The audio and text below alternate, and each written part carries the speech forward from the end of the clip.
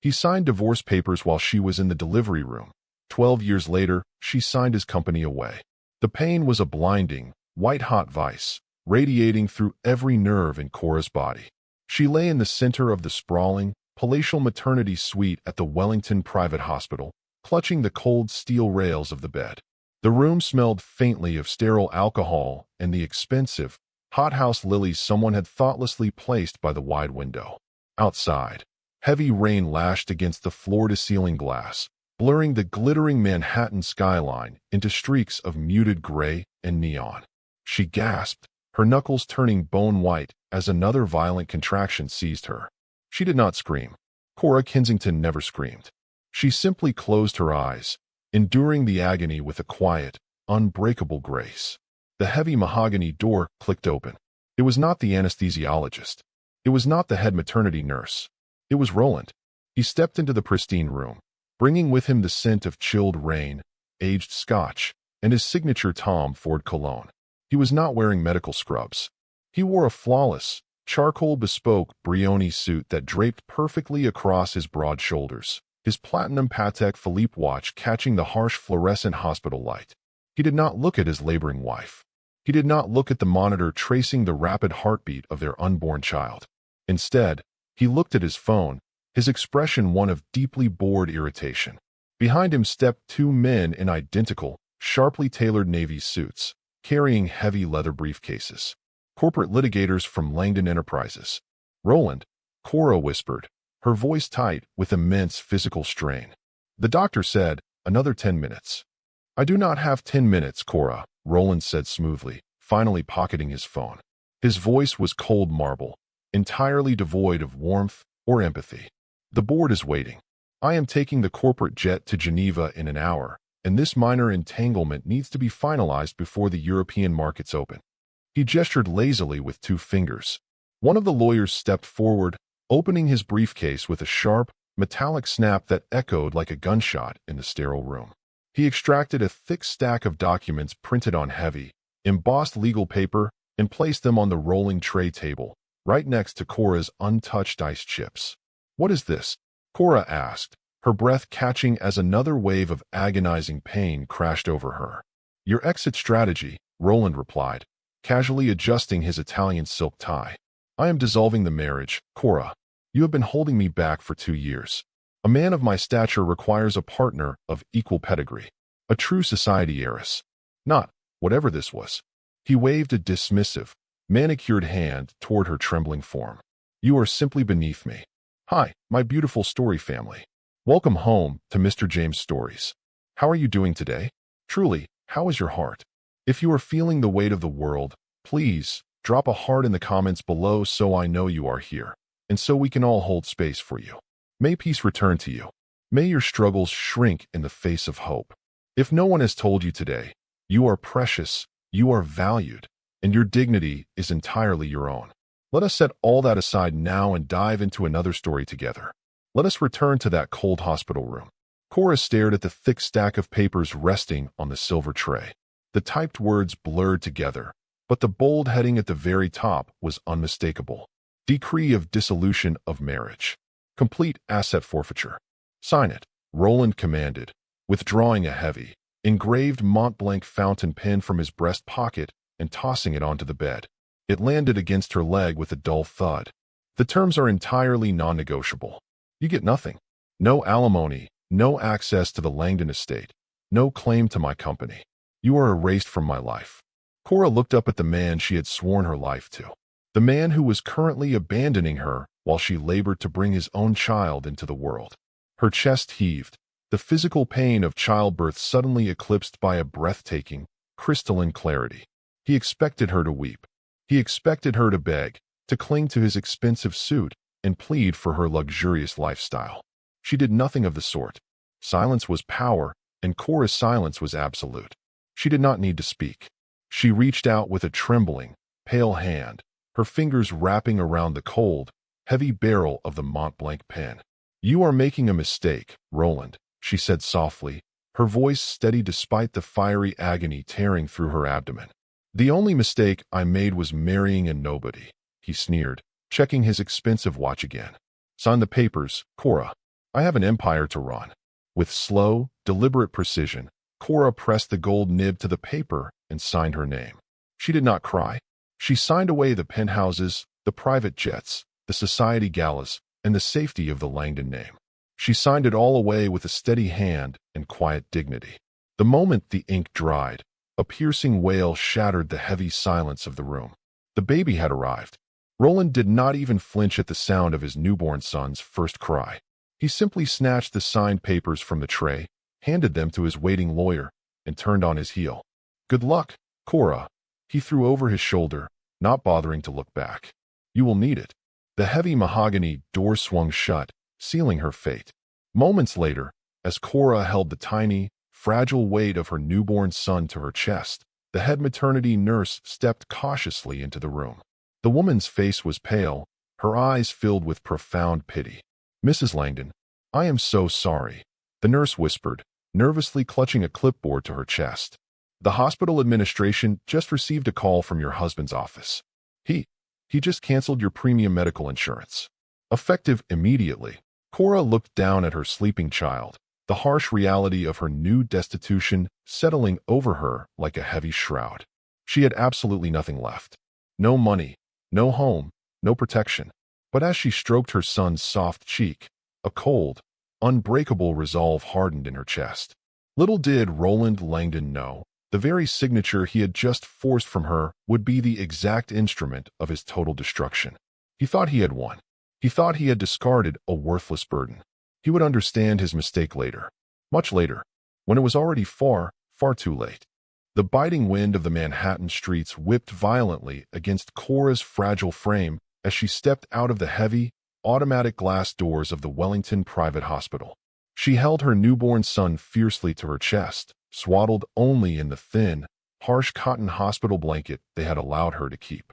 The rain that had been softly beating against the maternity ward window was now a freezing, torrential reality, soaking straight through the elegant, imported silk maternity dress she had worn when the painful contractions first began. It was a beautiful dress that belonged to a luxurious life she no longer possessed. At the hospital billing desk just moments before, her heavy platinum American Express card had been declined with a sharp, unforgiving electronic beep. The receptionist's sympathetic but firmly professional gaze had confirmed exactly what Roland's corporate lawyers had promised in that delivery room. Her accounts were completely frozen. Her name had been cleanly erased from the vast Langdon estate overnight.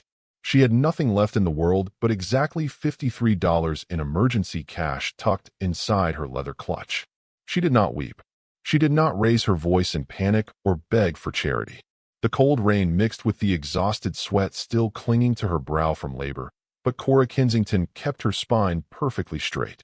She hailed a battered yellow taxi, the acrid exhaust fumes stinging her nose, a harsh, grounding contrast to the cedar and leather interior of the chauffeured Bentley she had ridden in just 12 hours ago.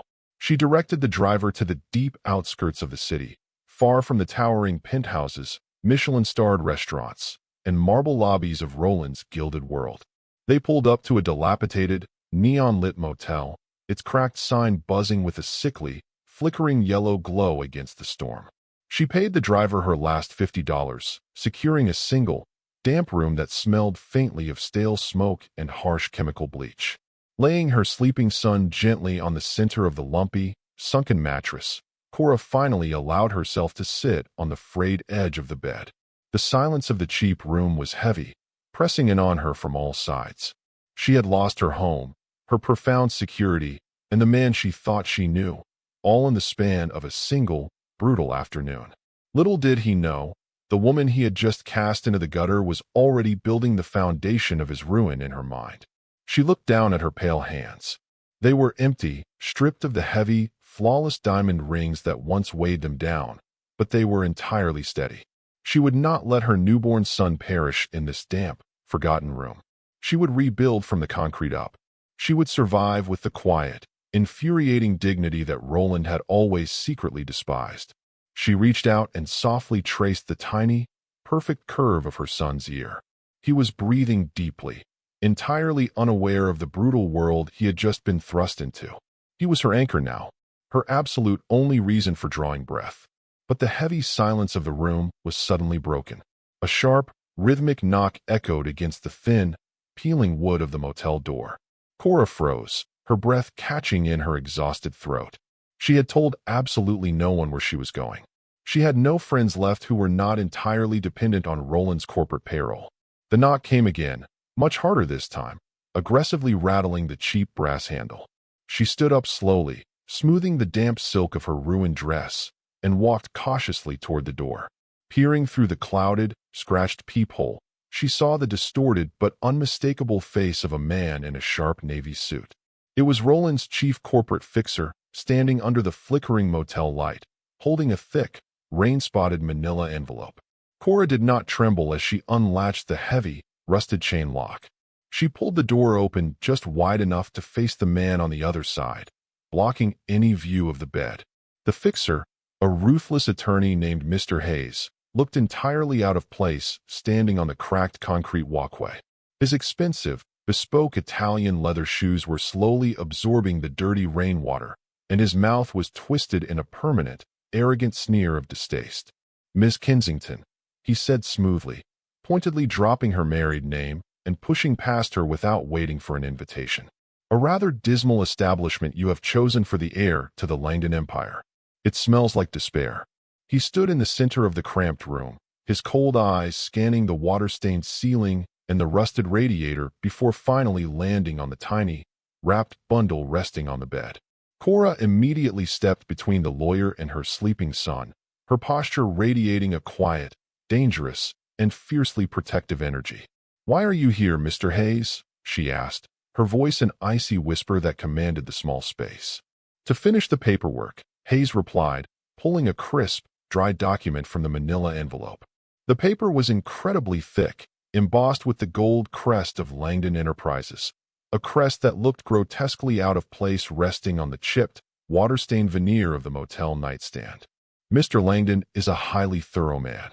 The divorce decree severed your financial ties cleanly, but it left the matter of custody dangerously ambiguous. He cannot have a messy, public paternity claim muddying his upcoming nuptials to his new, high-society heiress." He placed the paper down and clicked an expensive silver pen. "This is a total surrender of parental rights on his part, and a complete waiver of future child support on yours," Hayes explained coldly, tapping the signature line. "You sign this, and Mr. Langdon will legally have no son. In exchange, he will never try to take the boy from you. You keep the child, he keeps his perfectly clean slate." Cora stared at the stark black ink on the heavy page. It was the ultimate, unforgivable insult. Roland was not just discarding her. He was entirely erasing his own flesh and blood to pave the way for his new life. He viewed his own child as nothing more than a legal liability to be cleanly managed. She said nothing. She did not need to. The profound depth of his cruelty only hardened the diamond of her absolute resolve. She picked up the silver pen. She did not argue for a settlement. She did not plead for a monthly stipend to keep them out of poverty. To bind herself to Roland's money now would be to give him endless, suffocating control over her son's life. She wanted absolute freedom, no matter the immediate, terrifying cost. With a firm, unhesitating hand, Cora signed her name on the dotted line, legally claiming sole ownership of her son's future. "A wise choice," Hayes murmured, snatching the paper back and sliding it safely into the envelope. "You are officially a ghost, Miss Kensington. I highly suggest you stay that way." He turned and walked out into the storm, the cheap door clicking shut behind him. Cora exhaled a shaky breath, leaning against the damp wall. She had done it. They were truly alone. Suddenly, the cracked screen of her discarded cell phone illuminated the dark room with a harsh, artificial light. A single text message had just arrived from an unsaved, blocked number. She picked it up, her eyes scanning the cruel, arrogant words Roland had typed from the comfort of his private jet, likely soaring thousands of feet above her misery, sipping $1,000 scotch. "You will be begging me in a week." The glowing text message stared back at her, a venomous, arrogant promise from a man who believed money was the absolute only measure of power. Cora did not reply.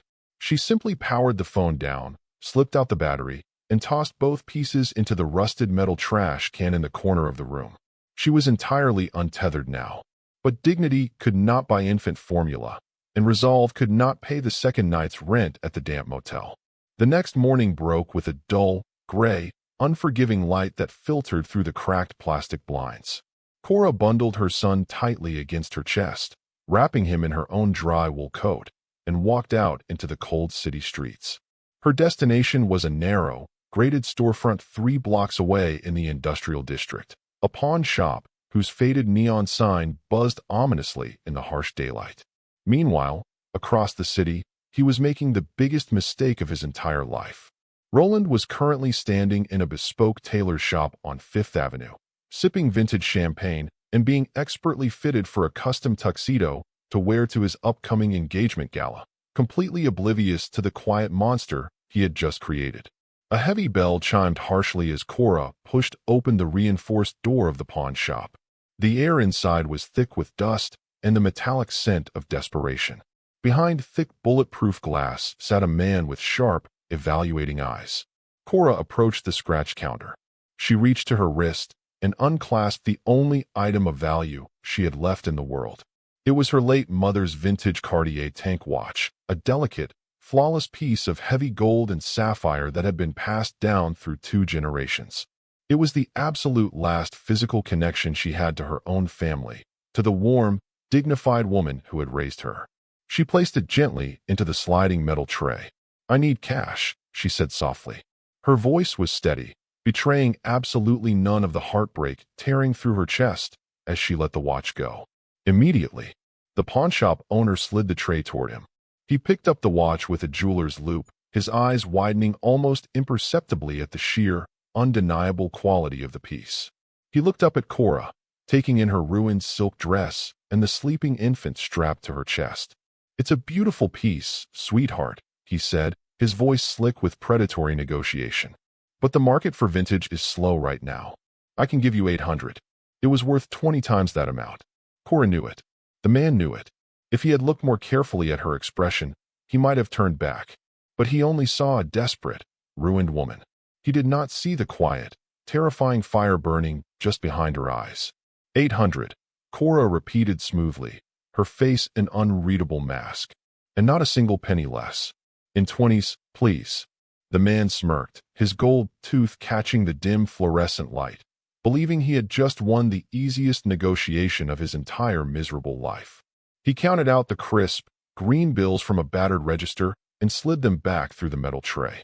Cora took the money, folding it precisely. She held it as if it were the foundation stone of a massive, unyielding empire. It was formula for her son. It was shelter for the weak. It was the absolute beginning of her total independence. She turned and walked out of the shop, her posture impossibly straight. The moment the heavy door swung shut, the pawnshop owner picked up the heavy gold watch, turning it over to admire the intricate engraving on the back. Then, he reached for his desk phone and dialed a very specific, high society number. "Yeah, Mr. Langdon's office." The owner muttered into the receiver, his eyes locked on the door Cora had just exited. "You told me to call if a blonde woman came in trying to fence high-end jewelry. Well, she just left." The $800 in her pocket felt significantly heavier than the flawless gold watch she had just sacrificed. Cora did not return to the damp, suffocating motel immediately. She walked with quiet purpose through the freezing rain, her posture perfectly straight, heading straight to a brightly lit, sterile pharmacy. There, she meticulously selected the absolute highest quality infant formula on the shelves, several glass bottles, and a few essential, inexpensive garments for her shivering son. The remaining cash in her pocket was rapidly and ruthlessly calculated in her sharp mind to cover exactly 1 week of cheap rent and bare minimum sustenance. Returning to the harsh confines of the motel room, she immediately prepared the formula, testing the warmth against her pale wrist. As her son finally drank, his tiny hands gripping her finger with surprising strength, Cora reached out and turned the stiff plastic dials of the small, prehistoric television bolted to the cheap veneer dresser. The screen flickered violently, struggling through waves of hissing static before finally settling on a high-definition luxury broadcast. It was a live, exclusive society feed from the grand, historic ballroom of the Pierre Hotel. There, standing under a breathtaking cascade of imported crystal chandeliers, was Roland. He was wearing the exact bespoke charcoal tuxedo he had been fitted for earlier that day. Clinging tightly to his arm was a striking woman draped in heavy, flawless Cartier diamonds, her polished smile practically radiating generational wealth. Today, I am not just announcing the future of Langdon Enterprises. Roland's voice boomed through the cheap, rattling television speakers, dripping with arrogant satisfaction. I am announcing my engagement to the brilliant Miss Victoria Ashford. He paused, letting the room erupt into polite, wealthy applause. Together, we are not just merging two powerful, historic families. We are launching the most aggressive corporate acquisition of the decade. Cora watched the man who had abandoned her in blood and agony just hours after childbirth smile perfectly for the flashing press cameras. He looked entirely unburdened, completely untouched by the devastation he had left in his wake. He thought he had won, but he had merely signed his own execution order. Roland leaned confidently into the silver microphone. Next quarter, Langdon Enterprises will fully absorb Apex Industrial, leveraging their expansive maritime shipping routes to dominate the eastern seaboard and secure our legacy forever. Cora's dark eyes narrowed sharply. The deep, bone-aching fatigue in her body instantly vanished, replaced by a surge of pure, electric adrenaline. Before she had become Roland's decorative, silent wife, she had been a brilliant, top-tier finance student. She knew Apex Industrial intimately. More importantly, she knew their maritime routes were heavily subsidized by a fragile federal grant, a grant that automatically and permanently dissolved the moment the company underwent private acquisition.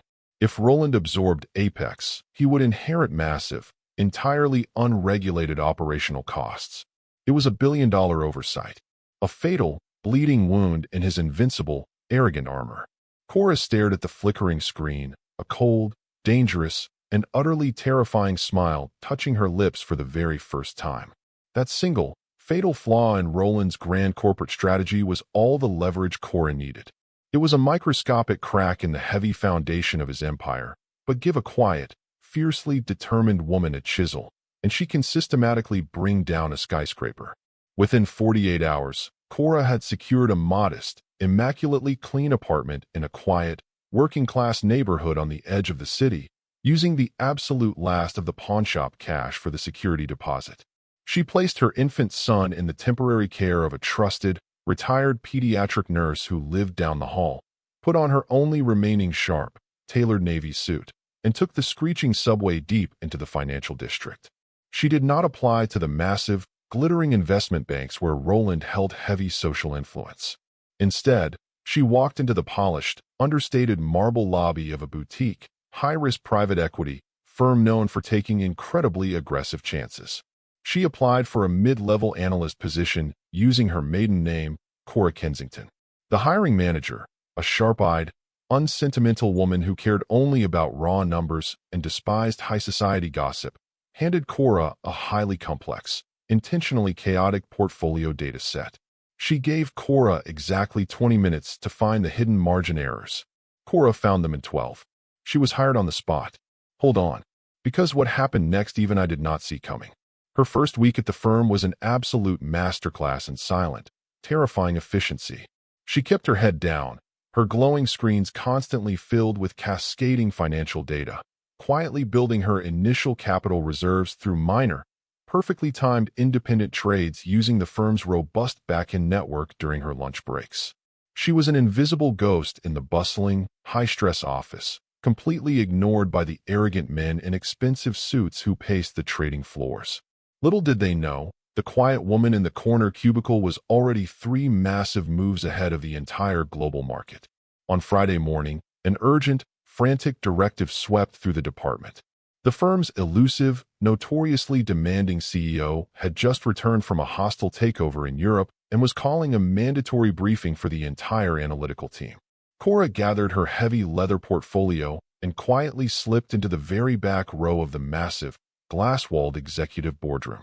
The heavy oak doors swung open with a violent crack. Cora's breath caught sharply in her throat. Striding to the head of the long mahogany table was a man with piercing, ice-cold eyes and an aura of absolute, crushing authority. It was Nathaniel Reed, the ruthless, brilliant CEO of Reed Capital. And more importantly, the single most bitter, bloodthirsty corporate rival Roland Langdon had in the entire world. Cora instantly lowered her gaze, letting her dark, heavy hair fall like a protective curtain to obscure her profile. Nathaniel Reed stood at the head of the polished boardroom table, his sheer presence commanding absolute, terrified silence from his staff. He was a notorious man in the financial sector, a powerful executive who was intensely cold to the world, but entirely and ruthlessly meritocratic. He deeply despised the old money arrogance of men like Roland Langdon, heavily preferring brutal, undeniable competence over inherited high society pedigree. The meeting was remarkably brief and completely merciless. Reed dismissed his senior analysts with a wave of his hand, demanding sharper projections and threatening immediate terminations for complacency. As the tense room rapidly emptied, Cora moved with practiced speed, slipping out into the wide, thick-carpeted corridor to return to her quiet corner. Just as she reached the heavy brass turn of the hallway, the private executive elevator dinged softly. "Mr. Reed, what an absolute pleasure, as always, to step down into your little operation." The voice sent a jolt of pure, freezing ice straight into Cora's veins. It was Roland. He stepped out of the heavy brass elevator doors, flanked by his usual sycophantic legal entourage, wearing a custom slate-gray Brioni suit that perfectly matched the stormy Manhattan sky outside. He was visiting his rival's firm, entirely to flaunt his recent engagement and newly acquired society capital. Panic was a luxury Cora absolutely could not afford. With fluid, entirely silent grace, she stepped swiftly backward, pushing open the heavy, unmarked wooden door of the executive supply closet and slipping inside just as Roland confidently turned the corner.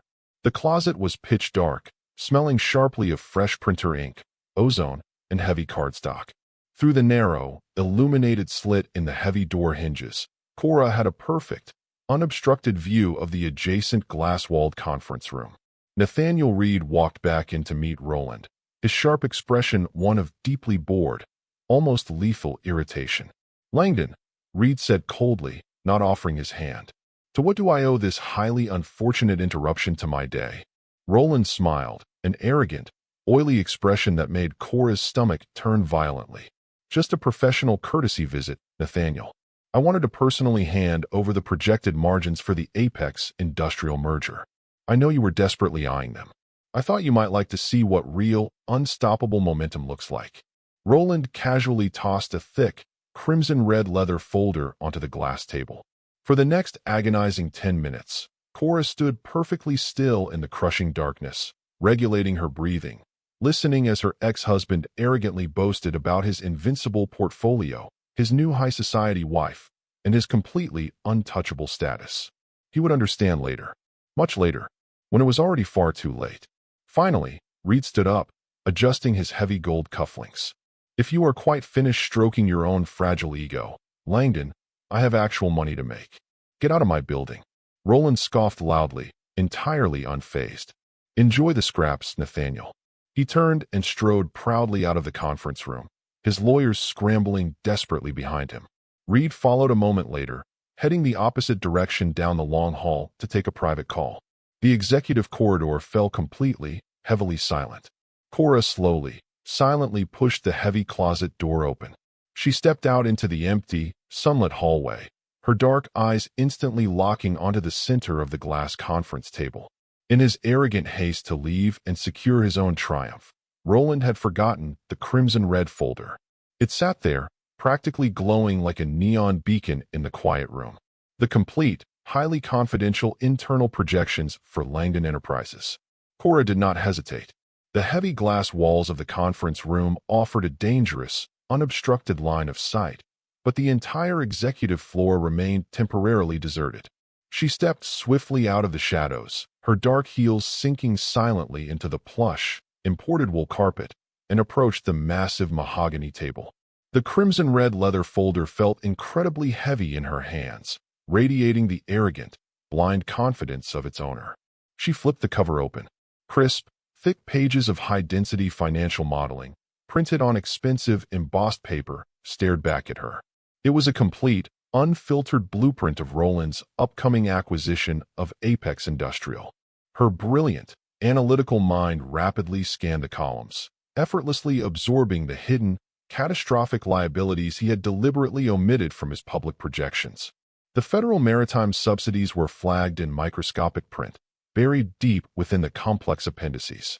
Her initial suspicion was entirely correct.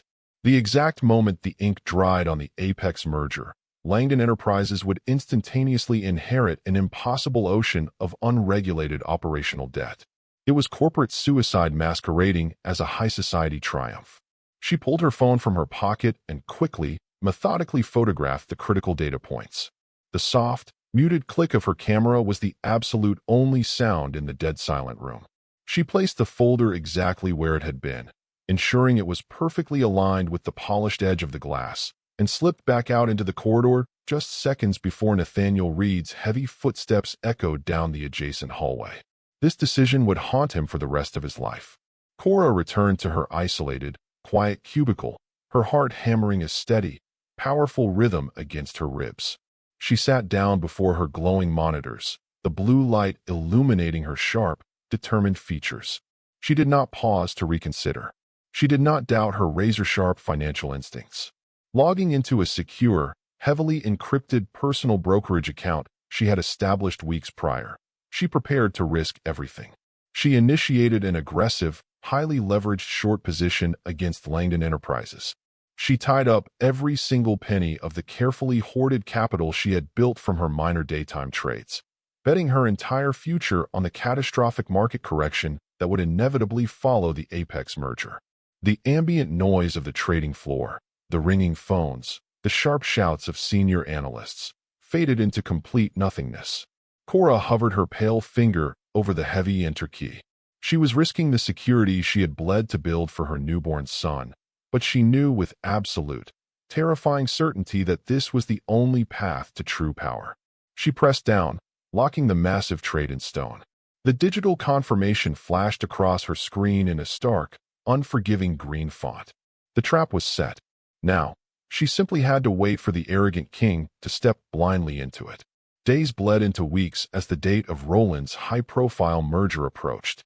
Cora worked her grueling shifts at Reed Capital in complete silence, performing her analytical duties flawlessly while internally maintaining a laser focus on the global markets. She watched the financial news networks on the small, muted televisions suspended above the trading floor, observing the climbing stock price of Langdon Enterprises as public hype reached a fever pitch. Her heavily leveraged position was deeply in the red. If Roland somehow delayed the merger, or if the federal government miraculously extended the grant, her account would be entirely wiped out, leaving her and her son destitute on the frozen streets once more. But Cora knew the man she had married. She knew his bottomless greed and his desperate, all-consuming need for public validation. He would not delay. He would sprint headfirst into the abyss, fully believing he was ascending to the throne. She checked her terminal one last time before leaving for the night, the red negative numbers glowing ominously in the dark office. She packed her briefcase, entirely unbothered by the artificial deficit. The weekend arrived with a biting, freezing wind that rattled the thin, frosted windows of Cora's modest apartment. She sat in a worn, second-hand armchair, gently rocking her sleeping son, the soft rhythm a stark contrast to the chaotic, blinding spectacle currently dominating every television network in the city. It was the afternoon of Roland's lavish society wedding. The broadcast was inescapable. Drones captured sweeping, cinematic aerial shots of a historic, sprawling estate in the Hamptons, where an ocean of white imported orchids completely covered the manicured lawns. A massive, glittering crystal tent had been erected near the cliffs, housing the most powerful executives, politicians, and old money heirs in the country. Roland stood at the altar, wearing a breathtaking bespoke tuxedo, his posture radiating absolute, arrogant invincibility. Cora watched the screen in silence. She was dressed in a simple, faded cotton sweater, eating a cheap bowl of instant noodles as her child slept peacefully against her chest. The contrast between his gilded, glittering reality and her quiet, impoverished survival was staggering, but she felt absolutely no envy. She only felt a cold, deep, and terrifying anticipation. Little did she know, the email she had just sent would destroy him in 72 hours. He thought he had won, but the foundation of his empire was actively crumbling beneath his polished leather shoes. On the television, the radiant bride, Victoria Ashford, drifted down the aisle in a custom, diamond-encrusted Vera Wang gown that cost more than a private island. The officiant spoke of eternal loyalty and unbreakable bonds, words that tasted like pure ash in Cora's memory. Roland smiled his perfect, practiced smile, slipping a massive, flawless platinum band onto his new wife's finger. They kissed, and the wealthy crowd erupted into rapturous, polite applause. To the future of the Langdon Empire, a billionaire guest cheered into a microphone, raising a glass of incredibly rare vintage champagne. Cora set her empty bowl down on the scarred wooden coffee table. She reached for her heavy, outdated laptop resting on the adjacent cushion. The financial markets were closed for the weekend, but the international exchanges were already reacting to the final, binding signatures Roland had placed on the Apex industrial merger documents just hours before his wedding ceremony. The news of the finalized acquisition had officially hit the global wire. At first, the market reacted with predictable, blind enthusiasm, pushing Langdon Enterprises stock to a historic, towering peak. But then, an elite, independent auditing firm, quietly tipped off by a completely anonymous email Cora had sent days prior, published a devastating, hyper-detailed analysis of the Apex subsidies. The realization hit the global markets like a catastrophic, high-yield explosive. Cora watched her computer screen, the soft glow illuminating her steady, dark eyes. The international trading volume spiked violently. Massive, institutional sell-offs began cascading across the offshore exchanges. The realization of the unregulated maritime debt triggered an absolute, unstoppable panic among Langdon's largest shareholders. She refreshed her heavily encrypted brokerage account. The ominous, bleeding red numbers that had haunted her screen for weeks flickered, froze, and instantaneously shifted. The screen flashed a brilliant, blinding green. Her calculated, incredibly dangerous short position had just cleared, executing perfectly at the absolute peak of the market panic, netting her first cold, untraceable $1 million. On Monday morning, the atmosphere inside Reed Capital was electric with chaotic, predatory joy. The trading floor was a roaring ocean of shouting analysts and ringing telephones. The absolute collapse of Langdon Enterprises' stock price had dominated every major financial headline, and Nathaniel Reed's firm was aggressively profiting from the blood in the water. Cora walked into the frenzied office with quiet, deliberate steps. She wore a simple, immaculate gray suit, her face an unreadable, porcelain mask of total calm. She did not join the cheering groups of men watching the plunging graphs on the overhead monitors. She simply walked to her small cubicle, packed her few personal belongings into a leather satchel, and printed a single, highly succinct document. She approached the glass-walled office of the senior director. She did not wait for an invitation. She stepped inside, placing her formal letter of resignation squarely on the center of his polished desk. "What is this, Kensington?" the director barked, barely looking away from the chaotic market feeds. "We are in the middle of a historic bloodbath. I need every analyst on the floor." She said nothing. She did not need to. She simply offered a polite, imperceptible nod, turned on her heel, and walked out of the towering glass skyscraper forever. She had extracted exactly what she needed from their network. She was entirely finished playing a supporting role in someone else's empire.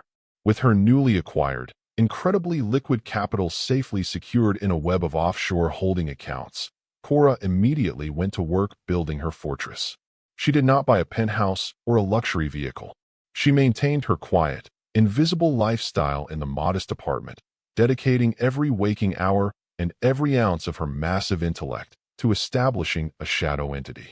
She legally registered an obscure, multi-layered private equity firm named Aegis Capital, burying the true ownership behind a dizzying, impenetrable labyrinth of shell corporations and proxy directors.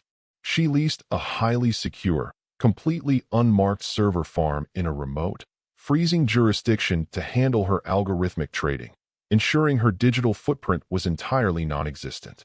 She was no longer Cora Kensington, the discarded wife.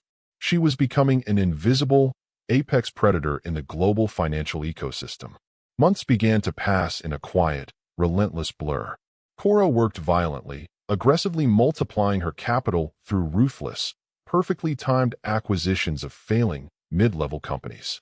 She operated entirely in the dark, her communications encrypted, her identity fiercely protected. Her brilliant son grew, taking his first steps in the modest apartment while his mother quietly built a kingdom of pure, unforgiving steel beneath him. Late one evening, as the freezing rain lashed against her window, Cora sat in the dim light of her monitors, finalizing the brutal liquidation of a corrupt shipping firm. The heavy silence of the room was suddenly broken by a sharp, melodic chime from her secure, private terminal. It was a direct, highly encrypted email from a server completely outside her network. Cora's eyes narrowed sharply. No one had this address. It was mathematically impossible to breach. She opened the message. There was no greeting, no signature, and no trace of an IP address. It contained only a single, terrifyingly confident line of text, followed by an attached financial portfolio worth billions. I know the incredible, violent work you are doing from the shadows, and I want to back you entirely, no questions asked. Cora stared at the glowing digital screen, her pale hand entirely steady over the heavy mechanical keyboard. The anonymous offer of billions in completely untraceable offshore backing was the absolute turning point of her fragile existence. She did not know who this silent, apex investor was, and she did not care to ask. They had clearly recognized her brutal, terrifying efficiency, her flawless, cold market instincts, and her complete, unbreakable detachment from the petty, emotional gossip of the high society world. She typed a single, decisive reply, accepted. Within 24 hours, the staggering capital influx washed through her complex, impenetrable labyrinth of encrypted offshore accounts, immediately fortifying Aegis Capital into an unbreakable, towering financial titan. Cora immediately initiated her final, absolute withdrawal from the public, visible world. She meticulously scrubbed her name from every digital registry, routing her modest apartment lease through a blind trust. She packed her very few personal items into a single leather duffel bag, bundled her growing, quiet son into a thick, imported wool coat, and walked out of the damp, working-class building for the very last time. She did not leave a forwarding address. She did not formally close her cheap, local bank account. She simply and cleanly evaporated into thin air. If he had looked more carefully at his own arrogance, he might have realized the danger of a woman with nothing left to lose.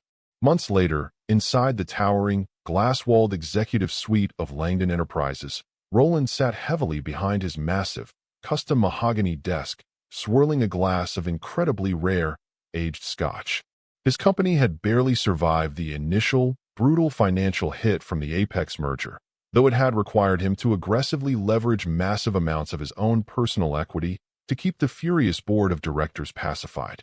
Despite the bleeding balance sheets, he remained fiercely arrogant, entirely convinced of his own untouchable invincibility. His heavy, soundproof office door clicked open, and his chief legal counsel, Mr. Hayes, stepped inside. The ruthless lawyer looked unusually pale, his sharp, predatory demeanor entirely gone. "Sir, we have a minor, highly irritating issue regarding the final tax filings for the previous fiscal year," Hayes stated nervously, placing a thin, red file squarely on the polished desk. "A residual, joint filing technicality requires your ex-wife's physical signature to legally close the loophole and finalize the state audit." Roland rolled his eyes violently, waving a dismissive, manicured hand in the air. "So send a corporate courier down to whatever miserable, freezing slum she is currently living in and have her sign it. Why in the world are you bothering me with this trivial garbage?" Hayes swallowed hard, his hands trembling slightly as he adjusted his expensive silk tie. "We tried, sir. We hired 3 separate, highly elite private investigation firms to locate her. We spared absolutely no expense." Roland stopped his heavy crystal glass halfway to his mouth, his dark eyes narrowing sharply. And absolutely nothing, sir," Hayes whispered, his voice echoing in the vast, silent office. "Cora Kensington simply does not exist anymore.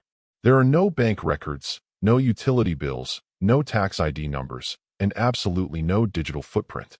It is as if she and the child have been completely wiped from the face of the earth. We are completely locked out of the filing." Roland slammed his glass down, the amber liquid splashing onto the polished mahogany. He felt a tiny, microscopic prick of unease, but quickly drowned it in his ocean of arrogance. He dismissed Hayes with a furious shout, completely unaware that the ghost he was hunting was already far beyond his reach, preparing to become his ultimate executioner. The relentless, unforgiving wheel of time turned with brutal efficiency.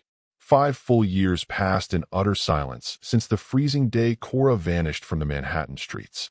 Meanwhile, across the city, he was making the biggest mistake of his entire life. Roland spent those 5 agonizing years desperately fighting to keep his heavily bloated, decaying empire afloat, completely oblivious to the quiet, terrifying storm gathering in the deep, dark financial waters directly below him. For Cora, those 5 years were an absolute masterclass in silent, unstoppable conquest. She did not merely survive the ashes of her old life. She conquered the world from the shadows. Aegis Capital, entirely invisible to the arrogant, loud men who dominated the glossy magazine covers, had evolved into a ruthless, apex predator in the global financial ecosystem. Operating from a breathtaking, minimalist penthouse office in the heart of Geneva, surrounded by floor-to-ceiling bulletproof glass and ancient, imported marble floors, Cora commanded a massive, terrifying network of brilliant, fiercely loyal proxy directors. She never attended a single, glittering society gala. She never gave a press interview to the hungry financial networks. She wore flawless, custom-tailored Italian silk suits and heavy, understated diamond studs that cost more than a small island, radiating a quiet, absolute, and terrifying power that paralyzed the few global executives who actually knew of her firm's shadowy existence. Her son grew rapidly in this atmosphere of extreme, isolated wealth and fierce, protective love. He was a deeply intelligent, intensely quiet boy, inheriting his mother's razor-sharp, analytical mind and complete lack of petty arrogance. He would sit quietly on a plush velvet sofa in her sprawling, silent office, effortlessly solving complex mechanical puzzle boxes, while his mother calmly and mercilessly dismantled corrupt multinational corporations over encrypted, secure conference calls. She said nothing. She did not need to. Her deliberate actions spoke with the deafening, undeniable roar of a mountain avalanche. She aggressively acquired massive, controlling stakes in global shipping fleets, advanced pharmaceutical laboratories, and emerging technology sectors, completely untethered from the fragile, easily bruised egos of Wall Street. On the exact 5th anniversary of her quiet departure, the financial world experienced a massive, unprecedented tremor. A major, highly respected international financial newspaper published a sprawling, multi-page Sunday edition feature that sent immediate shockwaves through the elite corporate boardrooms of the world. Cora sat at her massive, polished oak desk, the golden hour light streaming through the massive windows. She sipped black, rich coffee from a delicate, hand-painted porcelain cup, her face a mask of porcelain calm as she read the bold, stark headlines spread aggressively across the front page. The heavy, black ink screamed the question that was keeping billionaire CEOs violently awake at night. The faceless titan. Who is the terrifying, unseen shadow queen systemically devouring the global markets?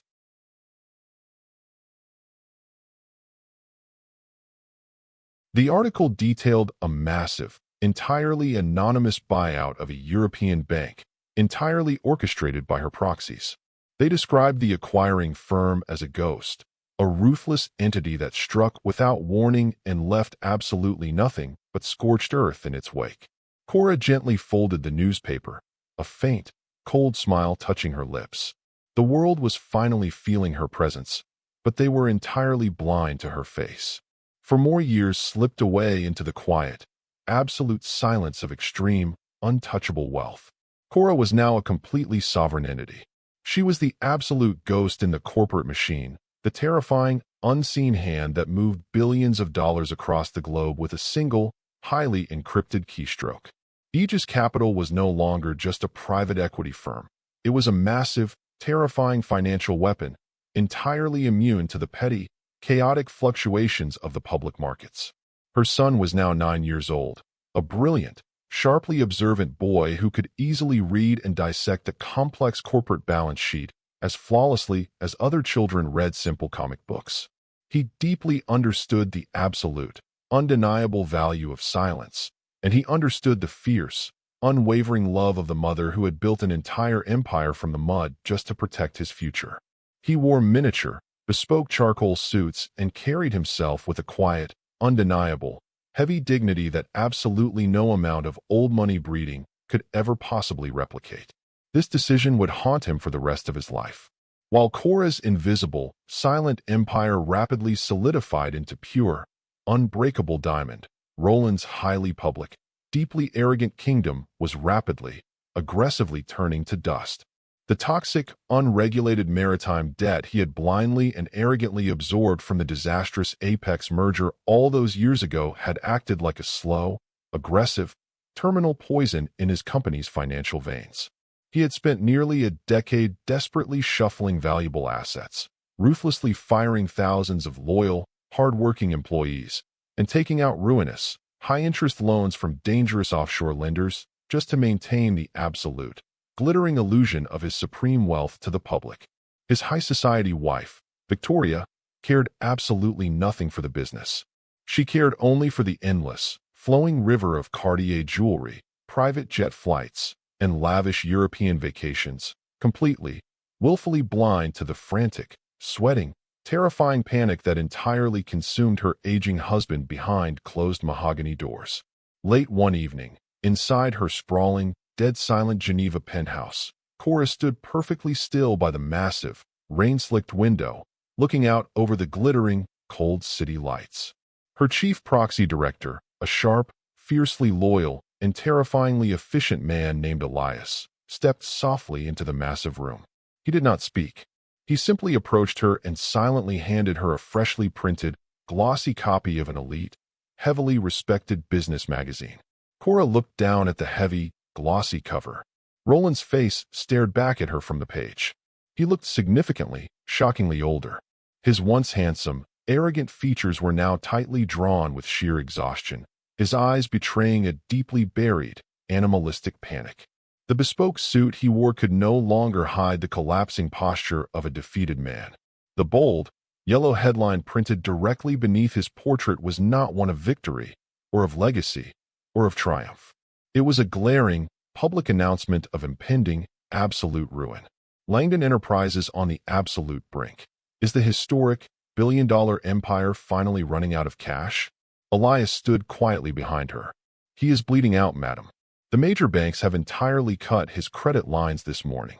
Cora stared at the face of the man who had left her to die, the man who had erased his own son. She did not gloat. She did not smile. She simply handed the magazine back to Elias, her voice dropping to a terrifying, absolute whisper. Let him bleed for exactly 3 more years. Then, we will buy his corpse. The 11th year of Cora's absolute absence fell upon Roland Langdon not with a sudden, violent crash, but with a slow, suffocating, and entirely terrifying strangulation. The massive, gilded walls of his empire were actively caving in, and the crushing weight of his colossal arrogance was finally pulling him straight to the bottom of the ocean. He stood in the center of his sprawling, multi-million-dollar Manhattan penthouse, staring blankly out at the freezing, rain-slicked city streets. He was wearing a custom, midnight blue Tom Ford suit, but the fabric hung loosely on his deteriorating frame.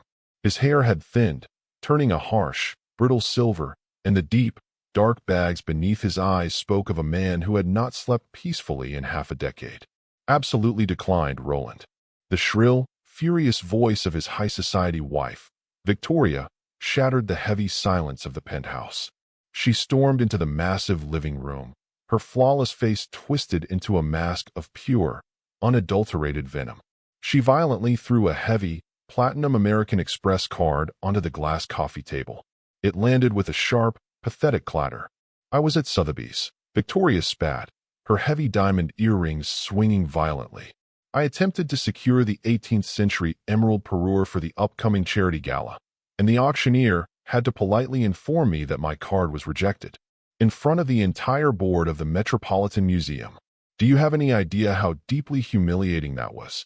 Roland slowly turned away from the window. He looked at his beautiful, terrifyingly expensive wife. He did not see love. He only saw a relentless, bleeding wound in his rapidly depleting accounts.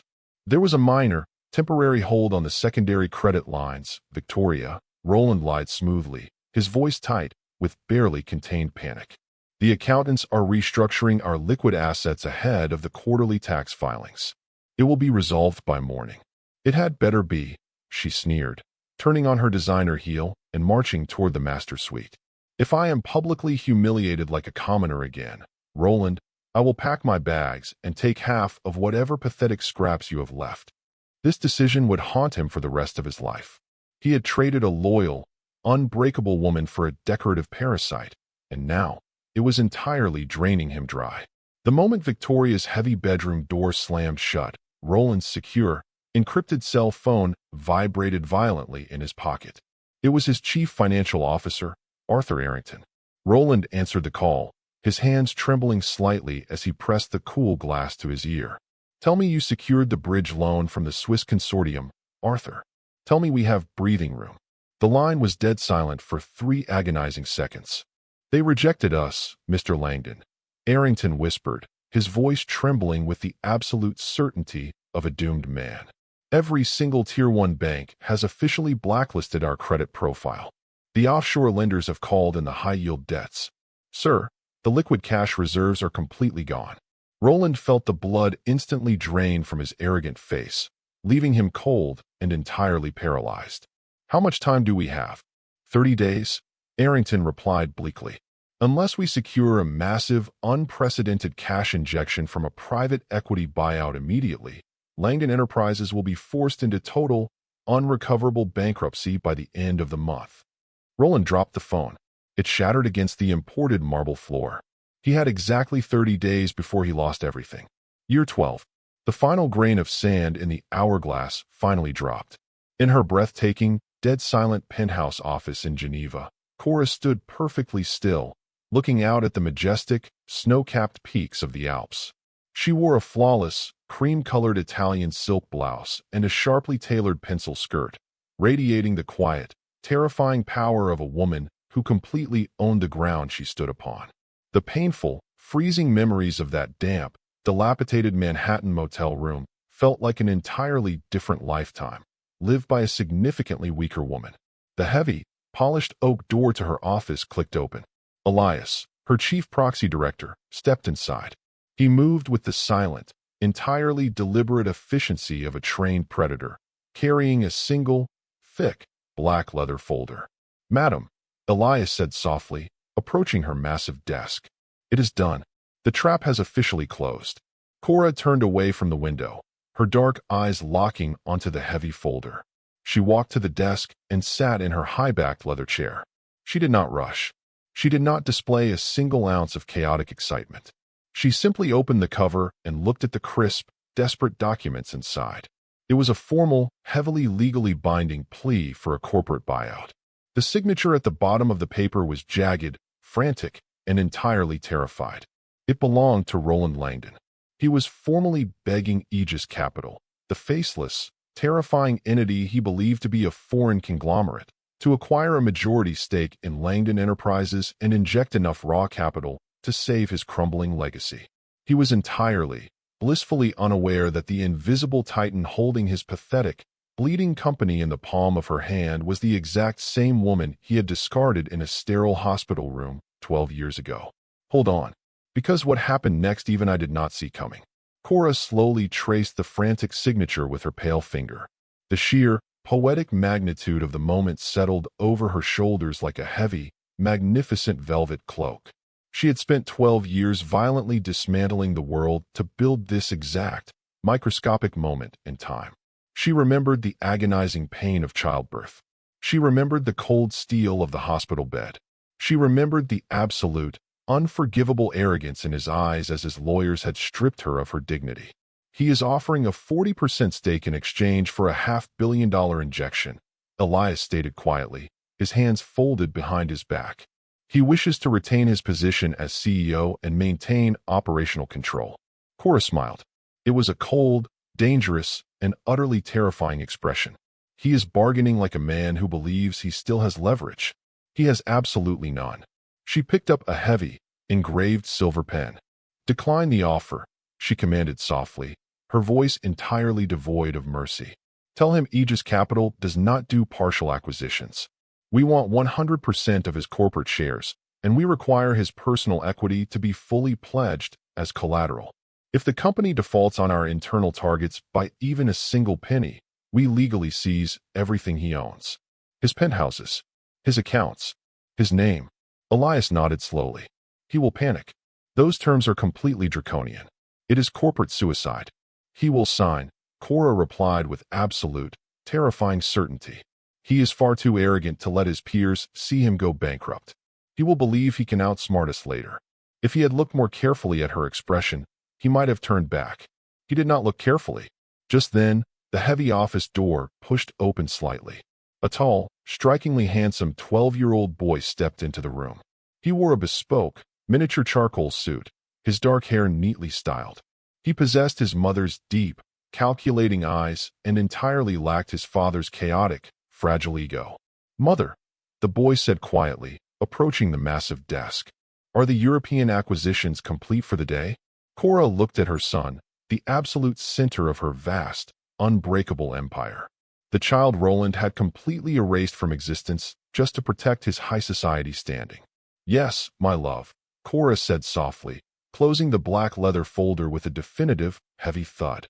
"We are finished here. It is finally time to go back to New York." The Manhattan proxy office of Aegis Capital was intentionally designed to be deeply intimidating. Located on the top floor of a towering, unmarked black glass skyscraper in the financial district, the suite featured absolutely no corporate branding. The walls were stark, cold concrete, the floors were polished black obsidian, and the silence was incredibly oppressive. It was the architectural embodiment of raw, unfeeling power. Roland Langdon sat entirely alone at the end of a massive, cold steel conference table. He was sweating profusely, his custom suit feeling completely suffocating against his skin. He had been kept waiting for exactly 45 agonizing minutes, a deeply calculated power play that his shattered ego had absolutely no choice but to silently endure. The heavy, soundproof door hissed open. Elias stepped into the room. He wore a flawless, terrifyingly sharp black suit, his expression a mask of pure, absolute indifference. He did not offer his hand. He did not offer a polite, corporate greeting. He simply sat down at the opposite end of the long steel table, placing a single, incredibly thick legal contract on the surface. "Mr. Langdon," Elias said, his voice echoing coldly in the vast room. "Aegis Capital has reviewed your deeply unfortunate financial position. We accept the total buyout. The capital injection will be authorized immediately upon your absolute surrender of all voting rights and personal equity collateral." Roland swallowed the heavy, metallic taste of panic in his dry throat. "I need to speak to your CEO. I need to negotiate the transitional control of my own board. I built this empire from the ground up. You built a house of cards, Mr. Langdon, and it is currently on fire," Elias replied smoothly, his eyes devoid of absolutely any sympathy. "You do not dictate terms to the water that puts it out. Our CEO remains entirely anonymous. You deal with me, or you file for bankruptcy tomorrow morning and let the federal auditors tear your life apart on the evening news." Roland closed his eyes, a deep, trembling breath shuddering through his chest. He was entirely trapped. If he went bankrupt, Victoria would leave him, his society friends would violently mock him, and his legacy would be destroyed. If he signed, he surrendered his soul to a faceless monster, but he would survive the public scandal. "Fine," Roland whispered, his voice broken and entirely defeated. "I agree to the terms. Where do I sign the preliminary agreement?" Elias pushed the heavy stack of documents across the polished steel table. "This is merely the preliminary lock-in," Elias instructed coldly. "The final, legally binding signatures transferring total ownership will not happen in this room." Roland looked up, his brow furrowing in deep confusion. "Then where?" "Aegis Capital requires absolute, public transparency for acquisitions of this magnitude," Elias stated. "The final signing will occur this Friday. On stage. At your annual Langdon Enterprises shareholder gala. In front of your board, your investors, and the financial press." Roland recoiled as if he had been physically struck. "You want me to hand over my company in front of my peers?" That is deeply humiliating. It is a spectacle. It is our absolute condition, Elias replied smoothly, entirely unbothered by Roland's frantic panic. He would understand his mistake later. Much later. Defeated, Roland reached into his breast pocket to retrieve his own pen, desperate to claw back a tiny fraction of his dignity. Use this, Elias commanded softly, sliding a heavy, engraved pen across the table. Roland picked it up. He froze. His breath hitched violently in his throat. It was a heavy, custom-engraved Mont-Blanc fountain pen. It was the exact, identical pen he had callously tossed onto the delivery room bed 12 years ago to strip his wife of her life. He stared at it, a cold chill running violently down his spine, completely unable to understand the terrifying ghost that had just entered the room. Roland's trembling hand hovered over the heavy, custom-engraved Mont-Blanc fountain pen. The polished silver barrel caught the harsh, cold light of the concrete room, gleaming with a terrifying familiarity. A deeply unsettling, icy shiver cascaded down his spine, but his massive, fragile ego violently rejected the rising terror. It was an absolute impossibility, a mere coincidence of luxury. Aegis Capital was a massive, faceless international conglomerate, entirely disconnected from the pathetic, ruined woman he had cleanly discarded over a decade ago. He snatched the pen from the polished steel table, his knuckles turning stark white. "You will inject the capital by morning," Roland demanded, his voice laced with the desperate, hollow arrogance of a man trying to command a firing squad. "And my legal team will review every single syllable of the final transition documents before the gala on Friday. The capital will flow the moment the preliminary ink is dry," Elias replied smoothly, his eyes remaining utterly dead and unreadable. "Sign the paper, Mr. Langdon." With a sharp, jagged motion, Roland pressed the expensive gold nib to the heavy legal document and signed away his absolute operational control.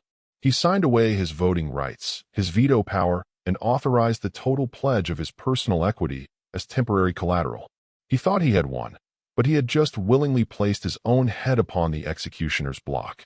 He tossed the pen back onto the table, adjusting his custom suit jacket with a sharp, arrogant tug. He believed he was executing a brilliant, tactical retreat. He genuinely believed that once the massive infusion of offshore cash stabilized his bleeding accounts, he could simply deploy his army of elite corporate litigators to tie Aegis Capital up in decades of exhausting federal court battles, slowly clawing his empire back piece by piece. "I will see your mysterious CEO on Friday," Roland sneered, turning toward the heavy, soundproof door. "Tell him to wear a decent suit. The Langdon Gala is highly exclusive." Elias did not blink. He simply gathered the signed documents into the thick leather folder. "I will be sure to pass along your profound concerns regarding the dress code, Mr. Langdon." The moment the heavy door clicked shut behind Roland, Elias pressed a concealed silver button beneath the steel table. In a sprawling, heavily encrypted digital war room located 3 floors below, a team of 20 elite forensic accountants instantly went to work. They had the signature. The preliminary trap was legally sprung. Thousands of miles away, in her breathtaking Geneva penthouse, Cora watched the entire exchange through a completely silent, high-definition security feed. She stood by the massive glass windows, her dark eyes reflecting the cold, brilliant lights of the city. She did not smile. She simply picked up her encrypted phone and dialed a single, secure extension. "The collateral is secured," Cora whispered, her voice an instrument of pure, unyielding steel. "Initiate the preliminary asset freeze. Drain his personal secondary accounts. Let him feel the cold."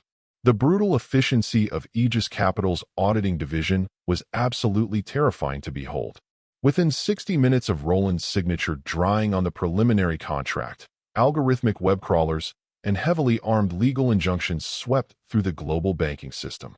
Every single personal account, every offshore holding, and every black card credit limit tied to Roland Langdon's name was instantly, legally frozen under the guise of routine collateral verification. Meanwhile, across the city, his wife was making a mistake that would accelerate his total destruction. Victoria Langdon stepped out of her chauffeured, midnight black Bentley, entirely oblivious to the colossal financial apocalypse actively detonating beneath her Italian leather heels. She walked into the hushed, heavily perfumed atmosphere of the flagship Cartier boutique on Fifth Avenue, expecting the immediate, fawning reverence she had demanded for the past 12 years. She was immediately escorted to a private VIP viewing room lined with dark velvet and polished mahogany. A senior jeweler presented a breathtaking, vintage diamond and sapphire collar necklace resting on a silk cushion. It was priced at an exorbitant $150,000. "Wrap it," Victoria commanded lazily, not even bothering to try the heavy piece on. She casually tossed her heavy platinum American Express card onto the polished glass counter. "I will wear it to the shareholder gala this Friday." The jeweler bowed deeply, taking the heavy card to the discreet platinum terminal in the corner of the velvet room. He swiped the magnetic strip. The machine emitted a harsh, deeply offensive electronic beep. A glaring red light flashed across the terminal screen. "Declined. Account frozen. Retain card." The jeweler froze, the color rapidly draining from his face. He tried it again, manually punching in the prestigious numbers with trembling fingers. The terminal flashed the exact same, brutal rejection. "Is there a problem?" Victoria snapped, her perfectly manicured fingers drumming impatiently against the glass.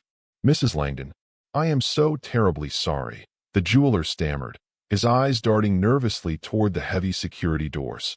"The terminal is declining the transaction. The merchant bank has issued a mandatory hold.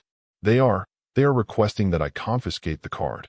Victoria's jaw dropped in absolute, unadulterated horror. "Excuse me? Do you have absolutely any idea who I am? Run it again. Call the bank manager immediately." "I cannot, madam," the jeweler whispered, stepping back as he genuinely took a pair of silver shears and cleanly snipped the heavy platinum card perfectly in half. "The account has been completely suspended by an external auditing firm. I must ask you to leave the VIP room." The humiliation was entirely public, witnessed by two other wealthy socialites browsing the main floor. Victoria stormed out of the boutique, her face burning with a fiery, violent rage, completely unaware that she had just experienced a microscopic fraction of the exact humiliation her husband had inflicted on a laboring woman 12 years ago. The massive, gilded doors of the Langdon penthouse flew open with a violent crash. Victoria stormed into the sprawling living room, practically vibrating with uncontrollable fury. Roland was standing at his private mahogany wet bar, pouring a heavy glass of aged scotch to calm his violently fraying nerves. The Aegis capital had not yet hit his corporate accounts, but he stubbornly assured himself it was merely a wire delay. "You are a complete fraud, Roland," Victoria screamed, her voice echoing off the vaulted ceilings. She hurled her designer clutch entirely across the room, shattering a priceless crystal vase against the wall. "My card was declined at Cartier. They cut it in half." In front of the Vanderwoodsons, Roland froze, the heavy crystal glass slipping from his sweaty grip and shattering on the imported marble floor. "What did you say?" he whispered, his heart suddenly hammering a terrifying, chaotic rhythm against his ribs. He frantically pulled out his secure mobile banking tablet, his trembling fingers aggressively swiping across the heavy glass screen. The application loaded with agonizing slowness. When the dashboard finally appeared, the numbers staring back at him were an absolute, terrifying impossibility. Every single personal account read exactly $0. A bold, red banner was locked across the top of his financial dashboard. "Funds frozen pending Aegis Capital collateral review." This decision would haunt him for the rest of his life. He had signed away his absolute control. He had given them the keys to his entire kingdom, and they had immediately locked him out in the freezing cold. It was not a corporate rescue. It was a hostile, violently aggressive takeover. Panic, pure and unadulterated, entirely consumed him. He sprinted out of the penthouse, ignoring his screaming wife, and ordered his driver to break every traffic law in the city to return to the Aegis Capital skyscraper. He burst through the heavy glass doors of the proxy office, his bespoke suit entirely disheveled, his eyes wild with terror. The massive security guards in the lobby immediately stepped in his path, their expressions identical masks of stone. "I demand to see Elias," Roland roared, entirely losing his grip on his carefully cultivated high society dignity. "Right now." The elevator chimed softly. Elias stepped out into the lobby, his hands casually resting in the pockets of his flawless black suit. He looked at the sweating, frantic billionaire with profound, chilling apathy. "You have seized my personal accounts," Roland screamed, pointing a trembling finger at the proxy. "That was not the agreement. Release my funds immediately, or I will bury your CEO in federal injunctions." "You cannot afford a federal injunction, Mr. Langdon," Elias replied smoothly, his voice echoing in the vast marble lobby. "You currently cannot afford a cup of coffee. The collateral hold is standard procedure for a company bleeding as violently as yours." "Who is she?" Roland demanded, his voice cracking with sheer desperation, suddenly realizing he had entirely surrendered to a ghost. "Who is the CEO of Aegis? Give me a name." Elias offered a slow, terrifyingly cold smile. "Patience, Mr. Langdon," Elias whispered. "She will tell you herself on Friday." The private, heavily armored Gulfstream G650 soared silently at 40,000 feet, cutting cleanly through the dark, freezing stratosphere above the Atlantic Ocean. Inside the sprawling, custom-designed cabin, the atmosphere was a masterclass in quiet, untouchable luxury. There was no gold-plated arrogance here. The interior was lined with understated, polished walnut, thick cashmere throws, and soft, warm ambient lighting. It was a fortress in the sky, completely disconnected from the chaotic, desperate scrambling currently consuming the Langdon Empire on the ground. Cora sat in a heavy, cream-colored leather captain's chair, elegantly nursing a glass of sparkling water. Across the polished mahogany table sat her 12-year-old son, Alexander. He was a striking, quietly intense boy, wearing a miniature, flawlessly tailored charcoal suit that mirrored the dark, stormy skies outside the reinforced windows. He possessed his mother's sharp, analytical dark eyes and a heavy, profound intelligence that far exceeded his young age.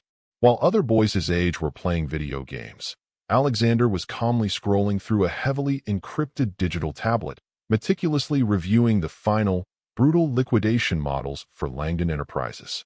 "Mother," Alexander said softly, his voice carrying a calm, deliberate cadence that commanded the quiet cabin. He tapped the glowing glass screen of his tablet. "I have been reviewing the final acquisition parameters Elias forwarded to the server. The terms are incredibly aggressive. We are not just acquiring the company's assets. We are actively suffocating the current CEO's personal equity. We are entirely wiping out his name." Cora looked at the son she had raised from the ashes of absolute destitution. She felt a profound, fierce wave of protective love wash over her. He was entirely safe now. The world could never, ever touch him. "We are," Cora replied smoothly, her voice a calm, steady stream of quiet power. "Are you questioning the strategy, Alexander?" "No," the boy answered immediately, his dark eyes meeting hers with absolute, unshakable confidence. "The mathematics are flawless. The man heavily over-leveraged his maritime assets. He built a kingdom on toxic debt and blind arrogance. It is entirely his own fault that his company is bleeding to death. I am simply curious about the motivation."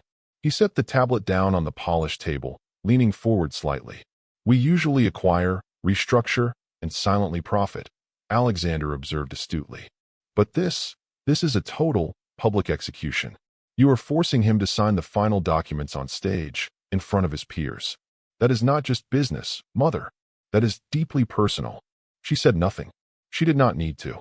The absolute truth of his brilliant deduction hung heavily in the quiet, pressurized air of the cabin. She had shielded him from the agonizing pain of his origins, raising him with love and unshakable dignity. But he was far too intelligent to miss the lethal precision of her current strike. Cora stood up slowly, the soft fabric of her dark, elegant trousers whispering in the quiet cabin. She walked over to her son, her heart beating with a steady, magnificent rhythm. She reached out with a pale, steady hand and gently, lovingly adjusted the crisp silk knot of his dark tie. "You are incredibly observant, my love," Cora whispered, a cold, beautiful, and utterly terrifying smile touching her lips as the private jet began its initial descent into the glittering Manhattan skyline. "Tonight, you are going to learn exactly why we never leave an enemy standing. Because tonight, you are about to meet your father." The historic, sprawling ballroom of the Langdon Plaza Hotel was a blinding, suffocating ocean of extreme, old money wealth and desperate, glittering pretense. The vaulted ceilings were completely covered in imported, cascading white orchids that smelled aggressively of heavy perfume and crushed petals. Massive, breathtaking crystal chandeliers cast a harsh, brilliant light over the hundreds of elite guests, billionaire investors, and flashing press cameras that packed the opulent space. It was the night of the annual Langdon Enterprises shareholder gala, and the atmosphere was thick with a terrifying, unspoken tension. Roland Langdon stood near the towering ice sculpture at the center of the room, desperately attempting to project an aura of absolute, untouchable power. He wore a flawless, custom-tailored midnight tuxedo, holding a crystal flute of vintage champagne in a hand that he violently fought to keep from trembling. The agonizing, suffocating reality of his completely frozen bank accounts was a heavy, crushing stone sitting perfectly in the center of his chest. He was entirely, utterly broke, surrounded by billionaires who would violently tear him apart the absolute second they smelled his blood in the water. He would understand his mistake later, much later, when it was already far, far too late. Beside him stood Victoria, her flawless face completely frozen in a rigid, deeply furious smile. She was not wearing the breathtaking Cartier diamond collar she had attempted to purchase days prior. Instead, she wore an older, heavy sapphire piece from her own family's vault, her eyes burning with a silent, lethal rage every time she looked at her sweating husband. "Smile, Victoria," Roland hissed through his teeth, nodding politely to a passing hedge fund manager.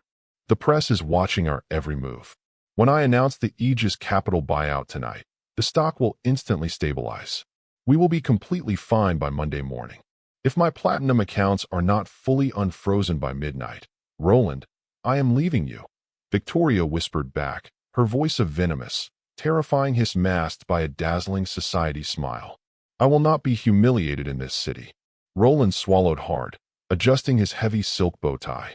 He desperately scanned the crowded, glittering room, looking for Elias, or any sign of the mysterious, terrifying CEO of Aegis Capital. He was entirely prepared to swallow his massive pride, sign the final, humiliating transfer documents on stage, and take the massive offshore cash injection to save his hollow, pathetic life. Hold on, because what happened next even I did not see coming. While Roland frantically searched the faces of the wealthy crowd inside the stifling, perfume-heavy ballroom, a highly coordinated, completely silent invasion was beginning entirely out of his sight. Outside the heavy, gilded brass doors of the plaza, the freezing Manhattan rain poured down from the black sky. Suddenly, slicing cleanly through the torrential downpour, a massive, imposing fleet of identical, midnight black Bentleys pulled up to the red carpet in perfect, terrifying synchronization. The heavy tires hissed against the wet pavement. There were no flashing sirens. There were no loud, boastful announcements. There was only the absolute, heavy silence of true, unbreakable power arriving to claim exactly what it was owed. The trap had officially snapped shut. Inside the glittering, chaotic ballroom, the heavy, thumping bass of the live orchestra completely masked the terrifying, systematic shift in power occurring quietly along the perimeter of the room. Roland had hired an elite, highly expensive private security firm for the gala, instructing the heavily built men in dark suits to fiercely guard the VIP entrances and keep the hungry financial press at bay. But as Roland wiped a bead of cold sweat from his forehead with a monogrammed silk handkerchief, he completely failed to notice that his hired guards were silently, methodically stepping down. A shadow army had entered the building. The Aegis Capital security team moved with terrifying, ghost-like precision. They were dressed in flawless, tailored black suits, wearing completely unreadable expressions and heavily encrypted earpieces. One by one, they smoothly intercepted Roland's guards at the massive double doors, the perimeter exits, and the backstage access points. A quiet flash of an official, legally binding corporate injunction, a whispered command, and Roland's men simply nodded, stepping back into the shadows and abandoning their posts. Aegis Capital legally owned the building, the event, and the company. The transition of physical power was completely seamless, invisible, and absolute. Roland, entirely ignorant of the fact that he was now a prisoner in his own gilded cage, finally spotted Elias standing near the heavy, sweeping marble staircase. The proxy director looked completely unfazed by the dazzling wealth surrounding him. Roland aggressively pushed his way through the crowd of chattering socialites, his massive ego desperately demanding to reclaim a shred of control before the public signing. "Elias," Roland barked, his voice sharp with manufactured authority. "Where is your CEO? The press is getting restless. I am scheduled to take the podium in exactly 10 minutes to announce the acquisition. I want this humiliating spectacle over with immediately." Elias looked at Roland, his expression one of profound, freezing pity. "The CEO is currently arriving, Mr. Langdon," Elias replied smoothly, his hands clasped firmly behind his back. "She will join you on the stage precisely when she is ready, not a single second before." Roland's breath caught sharply in his throat. He blinked, completely thrown off balance by the unexpected pronoun. She, the terrifying, ruthless, apex predator who had violently dismantled his empire and frozen his life, was a woman? A wave of chaotic, blinding panic suddenly surged through his chest. The heavy, perfumed air in the ballroom felt impossibly thin. He needed a moment to breathe. He needed to step into the private, soundproof VIP lounge behind the main stage to collect his violently fraying nerves. "Open the doors," Roland commanded sharply, snapping his fingers at the massive security guard standing like a stone statue in front of the heavy, mahogany VIP entrance. "I need to review my speech in private. Do not let anyone inside." The guard did not move. He did not reach for the heavy brass handle. He simply stared straight ahead, his dark eyes entirely devoid of respect. "Did you hear me?" Roland snarled, his voice rising in an arrogant, panicked crescendo. "I am the CEO of this company. Open the door immediately." The massive guard slowly shifted his gaze, looking down at the sweating, crumbling billionaire. "I apologize, sir," the guard said, his voice a low, heavy rumble that carried the absolute finality of a falling guillotine. "But I do not work for you anymore." Roland stood completely frozen, his heart pounding a frantic, erratic rhythm against his ribs. The massive guard's deep, booming voice echoed in his mind, entirely shattering the fragile, glittering illusion of his control. He was completely locked out of his own VIP lounge. He was a stranger in the very empire he had built from the ground up. He spun around, his eyes wild and bloodshot, desperately searching the crowded, suffocating ballroom for Elias, or his CFO Arthur, or absolutely anyone who could explain this terrifying, impossible mutiny. The live orchestra, a renowned symphony playing heavy, sweeping classical waltzes, suddenly seemed entirely too loud, the music grating violently against his rapidly fraying nerves. The air, thick with the scent of expensive perfume, roasted duck, and thousands of imported white orchids, felt incredibly heavy, pressing down on his chest like a physical weight. Roland noticed the silence spreading like a virus. He tugged at his collar, his breath coming in short, panicked gasps. He looked at the faces of his elite investors. They were no longer looking at him with respect or expectation. They were all gradually turning toward the lobby, completely captivated by an unseen force. He tried to speak, to call the room back to order, to project the booming, arrogant voice of the Langdon legacy, but his throat was completely dry. But beneath the soaring strings and the polite, wealthy laughter, a new sound began to emerge. It started at the very back of the sprawling, chandelier-lit ballroom. It was a low, undulating whisper, a sudden, inexplicable shift in the atmospheric pressure of the room. The billionaires, the old money heirs, and the ruthless corporate raiders all collectively stopped speaking. The clinking of crystal champagne flutes ceased entirely. The orchestra, sensing the massive shift in the crowd's attention, faltered, the sweeping waltz decaying into a confused, discordant hum before dying out completely.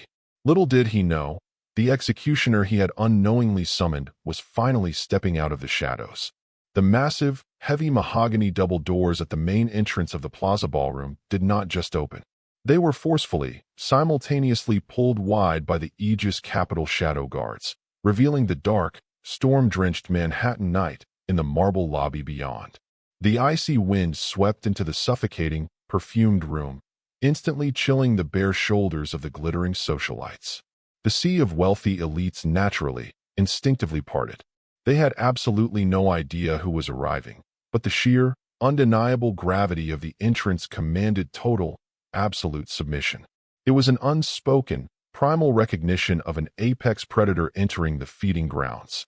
Victoria Langdon, standing near the towering, intricately carved ice sculpture, let out an irritated, sharply impatient sigh. She despised being upstaged at her own events, especially when her accounts were frozen and her mood was entirely foul. She turned her flawless, venomous face toward the main entrance, fully prepared to unleash a scathing, high-society insult at whoever dared to interrupt her husband's highly anticipated speech. She raised her expensive crystal champagne glass to her perfectly painted lips, her eyes narrowing as the imposing figure stepped over the threshold and into the harsh, blinding light of the crystal chandeliers. Victoria gasped. It was a sharp, choked, entirely ugly sound of pure, unadulterated shock. All the color drained from her face in an instant. Her perfectly manicured fingers went completely slack, losing all their strength. The expensive crystal champagne glass slipped from her grasp, plummeting toward the polished marble floor and shattering into 1,000 glittering, jagged pieces. The sharp, violent crash of Victoria's shattering glass was the absolute only sound in the massive room, echoing like a gunshot through the sudden, heavy silence of the ballroom. Roland snapped his head toward his wife, deeply irritated by her public clumsiness, ready to aggressively scold her for creating a scene in front of the financial press. But the words died instantly on his tongue. Victoria was completely paralyzed. Her face was entirely drained of color, her eyes wide with a profound, terrifying recognition as she stared unblinking at the main entrance. Roland slowly, agonizingly turned his head to follow her terrified gaze. Cora Kensington stepped into the blinding, crystalline light of the Langdon Plaza ballroom. She was not wearing the damp, ruined silk maternity dress of a discarded wife. She was not wearing the cheap, faded sweaters of a desperate, impoverished mother trying to survive the freezing slums. She wore a flawless, custom-tailored obsidian evening gown that draped over her figure with lethal, liquid elegance. She wore absolutely no flashy, ostentatious diamonds to announce her wealth. She did not need them. The quiet, terrifying power radiating from her very core was heavier, vastly more expensive, and infinitely more intimidating than every single piece of jewelry in the entire room combined. She said nothing. She did not need to. She walked forward, her dark heels clicking rhythmically against the polished marble. She moved with the slow, deliberate grace of an absolute monarch completely secure in her absolute dominance. Elias, the terrifying proxy director, immediately stepped out of the shadows and fell into step slightly behind her right shoulder, cementing her undeniable authority. Behind him walked a phalanx of silent, heavily armed security personnel, forming an impenetrable wall of dark suits. The crowd of billionaires, politicians, and corporate titans parted for her like the Red Sea. They whispered frantically to one another, desperate to identify the stunning, terrifying woman who commanded the Aegis Capital Vanguard. They did not recognize the former Mrs. Langdon. They only saw the Shadow Queen. Roland's breath entirely stopped in his throat. His heart seized violently in his chest. His brain violently, desperately attempted to reject the impossible, horrifying reality standing right in front of him. It had to be a ghost. It was an absolute hallucination brought on by his crushing, suffocating financial panic and severe lack of sleep. The woman he had legally erased, the woman he had left bleeding and destitute in a sterile delivery room 12 years ago, could not possibly be the unseen titan who now held his entire life by the throat. 12 years of absolute silence collapsed in a single, breathless second. He remembered the exact way she had looked when she signed those divorce papers, pale, shaking with the agony of childbirth, yet possessing a quiet, infuriating dignity he had always secretly despised. Now, that same dignity had been forged into an unbreakable weapon. She had not just survived his betrayal. She had used it as the foundation to build an empire that utterly dwarfed his own. He felt small. He felt completely, sickeningly microscopic under her cold gaze. Cora stopped exactly 10 feet away from him. She stood perfectly still under the cascading light of the chandeliers. She looked at him with dark, bottomless eyes entirely devoid of anger, pity, or mercy. Roland's eyes locked onto hers, and the last remaining drop of arrogant blood entirely drained from his sweating, terrified face.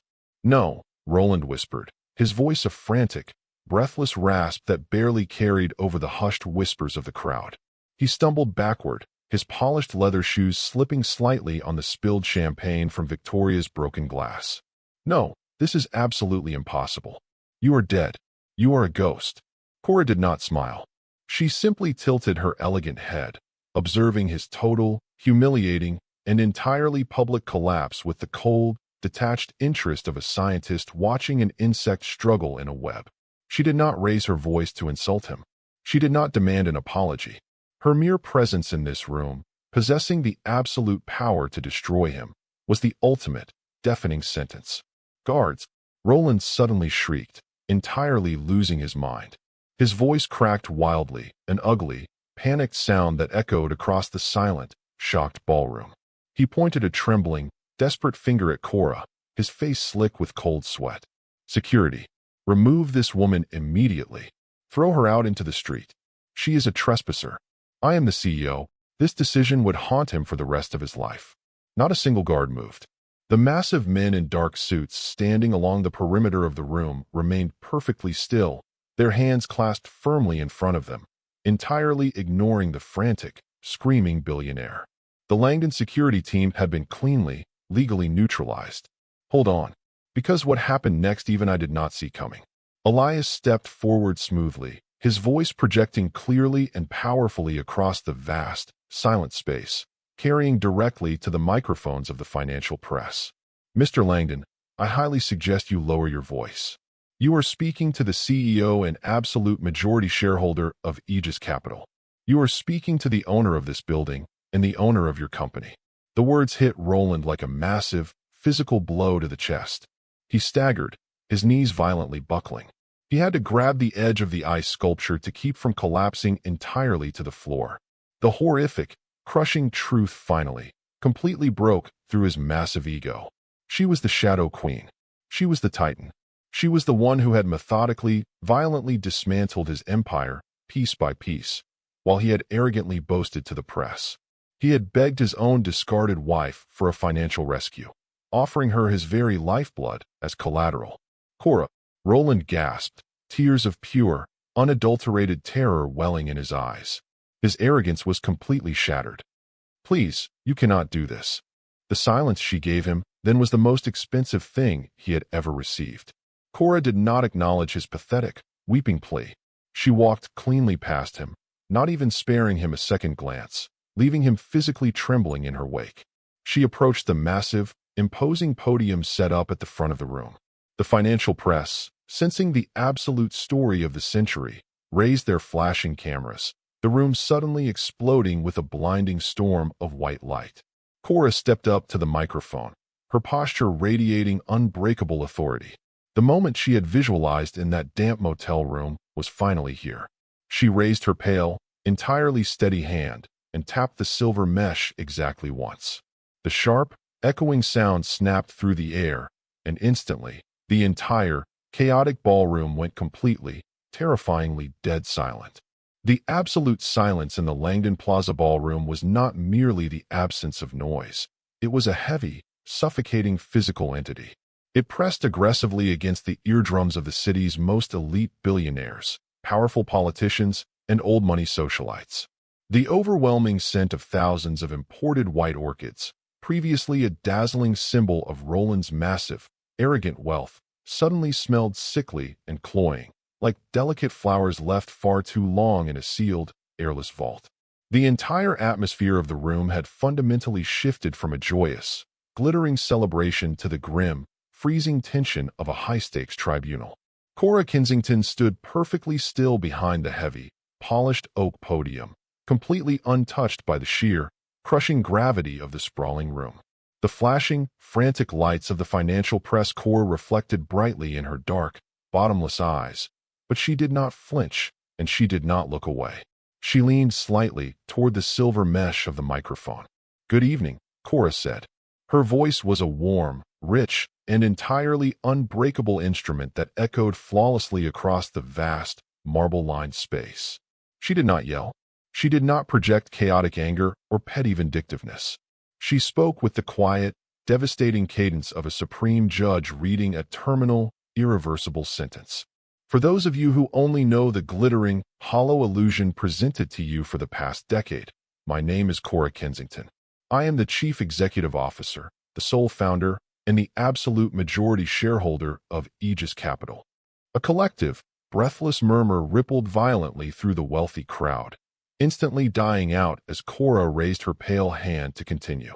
"We are gathered here tonight to celebrate the Langdon legacy," Cora announced calmly, her gaze sweeping slowly over the terrified audience before finally locking onto Roland, who was visibly trembling beside the melting ice sculpture. But true, lasting legacies are built on unbreakable foundations. The man standing before you, the man who has aggressively demanded your absolute respect and carelessly gambled your financial investments, built his entire kingdom on a rotting foundation of toxic, unregulated debt and breathtaking hubris. Roland opened his mouth to scream an objection, to call desperately for his lawyers, to somehow stop the absolute, public destruction of his carefully curated image, but his throat was completely paralyzed by pure, unadulterated terror. He could not draw a single breath. If he had looked more carefully at her expression all those years ago, he might have realized the true depth of the abyss opening beneath him. He did not look carefully. 12 years ago, Cora continued, her voice echoing with lethal, quiet precision over the speakers, Langdon Enterprises aggressively absorbed Apex Industrial. It was championed in the press as a masterstroke of corporate strategy. In reality, it was a catastrophic, fatal failure. Mr. Langdon blindly absorbed billions in hidden, unregulated maritime debt. For the past decade, he has desperately and illegally shuffled funds, entirely drained corporate pensions, and taken highly predatory loans from offshore lenders purely to fund his bespoke suits, his private jets, and his desperate, pathetic need for high society validation. The crowd erupted into shocked, frantic whispers. The heavy, old money investors physically stepped backward, moving entirely away from Roland. The polished marble floors suddenly seemed toxic beneath his Italian leather shoes. They looked at him not as a respected peer, but as a deeply infectious, repulsive disease. "As of this morning," Cora stated, her voice cutting cleanly through the rising panic like a flawless diamond blade, "Langdon Enterprises is entirely insolvent. The corporate accounts are completely empty. The personal accounts of its CEO are entirely frozen. He is, by all mathematical and legal definitions, entirely bankrupt." Roland's knees violently buckled. He fell heavily to the polished floor, his custom midnight blue tuxedo pooling pathetically around him. The camera shutters snapped violently and relentlessly, immortalizing his absolute, historic collapse for the morning papers. "But tonight is not just about a simple corporate audit," Cora said softly, her tone shifting from cinematic executive to deeply, intimately devastating. She reached out with absolute grace and touched a small silver panel on the side of the heavy podium.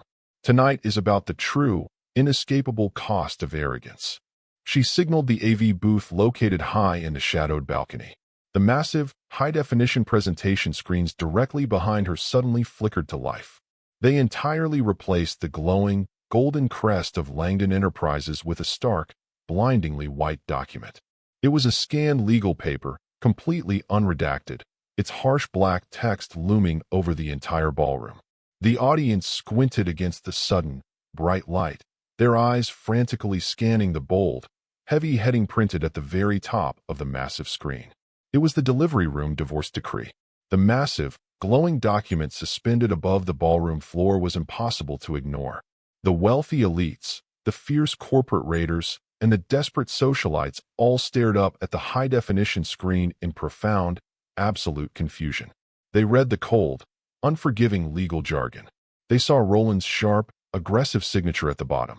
But it was the handwritten date and the specific, chilling location noted by the notary public that caused a collective, horrified gasp to violently rip through the crowd. Location: Wellington Private Hospital. Maternity Ward. Suite 402. "Read it carefully," Cora commanded softly into the microphone, her voice carrying a heavy, sorrowful weight that commanded absolute attention. 12 years ago, while I was in the active, agonizing stages of labor, delivering the very child he subsequently, and legally erased from his life to protect his own social standing. Roland Langdon presented me with this exact document. The silence in the room transformed from mere shock into deep, visceral disgust.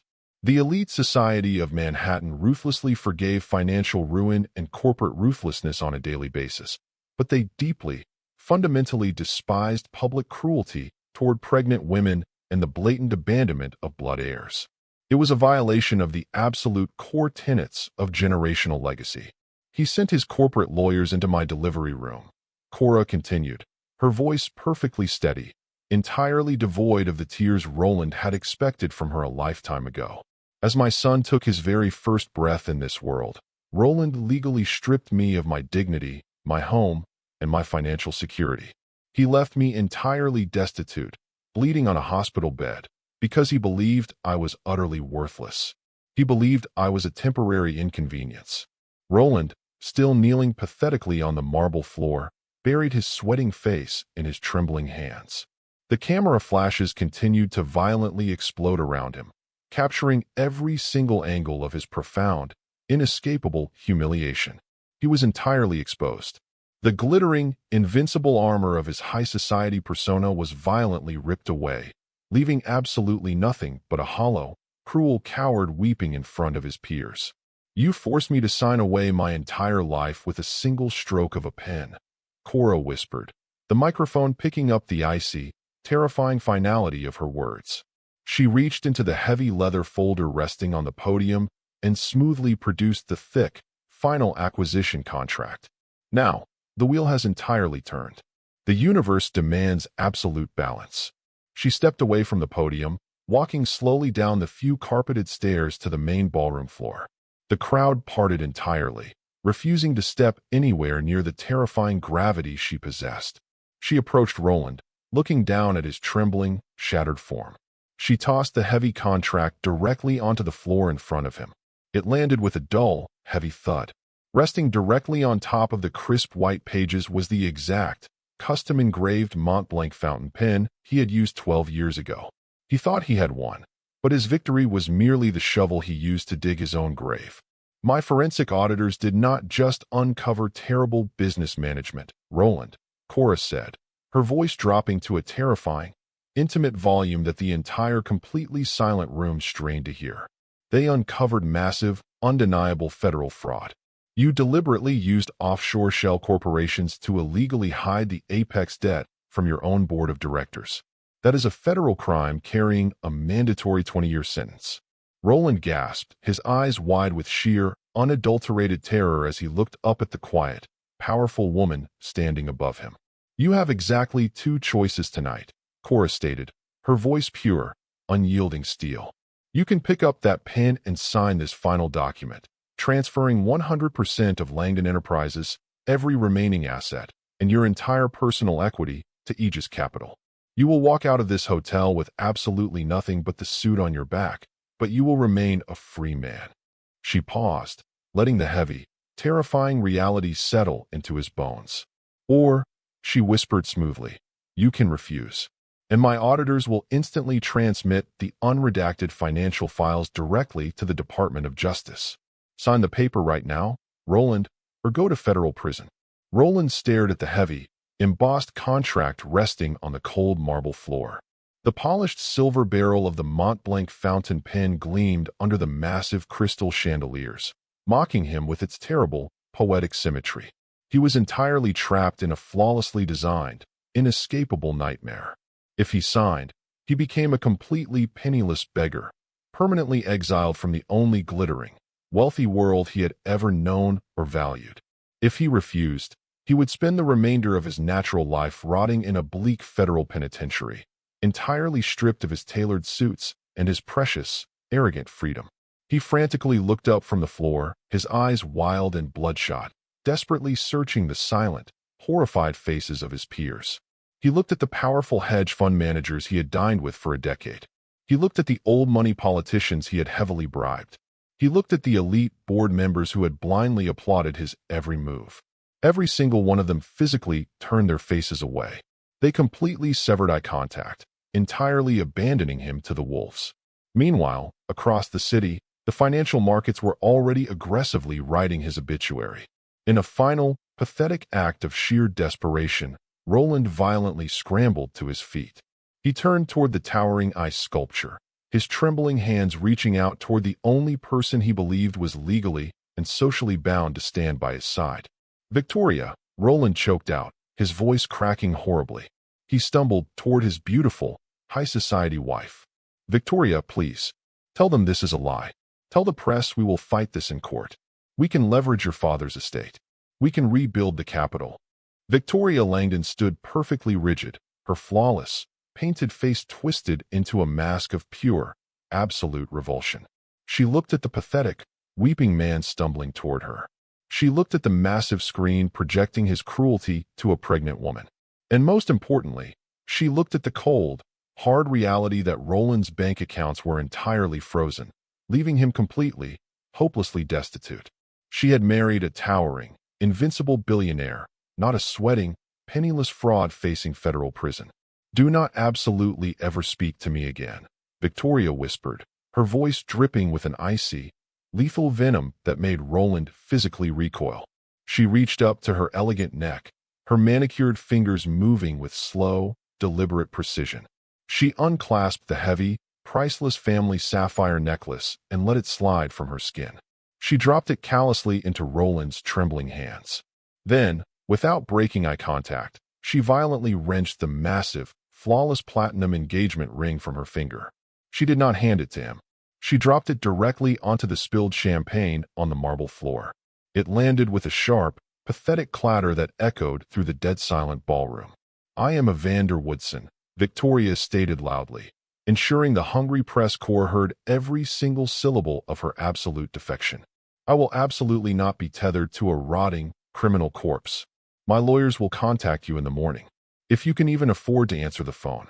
She turned on her designer heel and walked cleanly, smoothly out of the ballroom, the crowd instantly parting to let her escape the sinking ship. This decision would haunt him for the rest of his life. He had traded a diamond for a stone, and now the stone was aggressively dragging him straight to the bottom of the ocean. Roland was left entirely, utterly alone in the center of the massive, glittering room. He had absolutely no money, no wife, no allies, and no legacy. The absolute public destruction was complete. He slowly fell back to his knees, his massive ego entirely shattered into a million irreparable pieces. He reached out with a violently shaking hand, his fingers completely numb, and picked up the cold, heavy Mont-Blanc pen. Weeping openly in front of the entire city, Roland Langdon pressed the gold nib to the paper and signed his own life away. The heavy, custom-engraved Mont-Blanc fountain pen shook violently in Roland Langdon's hand, the polished silver barrel slipping slightly against the cold sweat slicking his palms. He knelt on the polished marble floor of the magnificent Plaza Ballroom, completely surrounded by the shattered, jagged remains of his wife's crystal champagne glass. The deafening silence of the room pressed down on his shoulders like a physical, suffocating weight. Every single billionaire, investor, and high society elite in the city was watching him with absolute, unblinking contempt. He had spent his entire life worshiping the altar of public perception, and now, the public was watching him burn to ash. With a jagged, desperate gasp that sounded like a dying man's final breath, Roland pressed the heavy gold nib to the thick, embossed paper. The ink flowed smoothly, completely indifferent to the total destruction it was actively cementing. He signed his name on the first dotted line, legally surrendering his operational control. He signed his name on the second line, completely liquidating his personal equity. And finally, with hot, bitter tears flowing freely down his ashen face, he signed the third line, permanently transferring the entire Langdon legacy to Aegis Capital.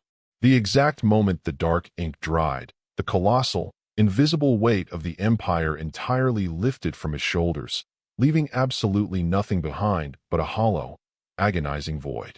He was completely, utterly empty. He was a ghost in his own life. Cora Kensington stood perfectly still, looking down at the broken, weeping man at her feet. She felt absolutely no pity. She felt no sudden, chaotic surge of vindictive joy.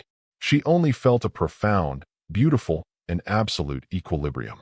The massive scales of justice, violently tipped in a sterile hospital room 12 years ago, had finally, flawlessly leveled out. Elias, the terrifying proxy director, stepped forward silently from the shadows. He did not sneer or gloat. With sheer, mechanical efficiency, he leaned down and retrieved the signed documents from the floor, securing them safely inside the heavy black leather folder. He picked up the Mont Blanc pen, wiped it cleanly with a dark silk handkerchief, and slipped it into his breast pocket. "The acquisition is legally complete, madam," Elias stated quietly, his voice carrying the finality of a slamming vault door. "Aegis Capital now maintains 100% absolute control of all corporate and personal assets." Roland looked up at Cora, his eyes completely bloodshot, his face a terrifying portrait of absolute ruin. "You took everything," he whispered, his voice cracking into a pathetic, high-pitched sob. "You took my company. You took my home. You took my wife. You took my entire life." Cora looked down at him, her dark eyes flashing with a cold, magnificent fire. "I took absolutely nothing that you did not explicitly offer me, Roland," Cora replied smoothly, her voice a low, terrifying whisper that echoed across the dead-silent ballroom. "You built a kingdom on rotting wood, and you handed me the match. I simply let it burn." She slowly crouched down, her flawless obsidian evening gown pooling elegantly on the marble floor. She brought her face intimately close to his, completely ignoring the frantic, blinding flashes of the press cameras capturing the historic moment. 12 years ago, you told me I was a nobody. You told me I was completely beneath you," Cora whispered, her voice an instrument of pure, unyielding steel.